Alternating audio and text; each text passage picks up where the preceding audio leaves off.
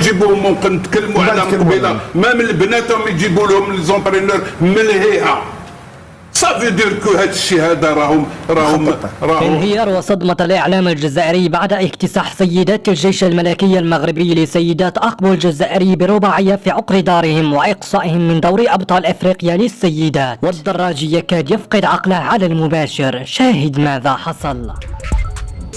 قبل البدء، لو أنت فخور بسيدات المغرب فاضغط اعجب لهذا الفيديو وعطر فمك بالصلاة على رسولنا الكريم. فاز نادي الجيش الملكي المغربي على النادي الجزائري ب4 أهداف نظيفة في أولى مبارياته ضمن تصفيات منطقة شمال إفريقيا المقامة في الجزائر العاصمة بين 24 و30 من غشت الجاري. هذا الفوز يعزز آمال الفريق في التأهل للنسخة الرابعة من دوري أبطال أفريقيا لكرة القدم للسيدات، وهذا الذي جن جنون الإعلام الجزائري حرفيا، حيث نشر حفيظ الدراج على الفور فيديو على قناته في اليوتيوب وقال: يجب على السلطات الجزائرية التدخل وتفتيش أمتعة سيدات المغرب، لأنني أخشى أن هزيمة منتخبنا الوطني اليوم برباعية لم تكن طبيعية أبدا، وهناك شيء غير طبيعي يحدث.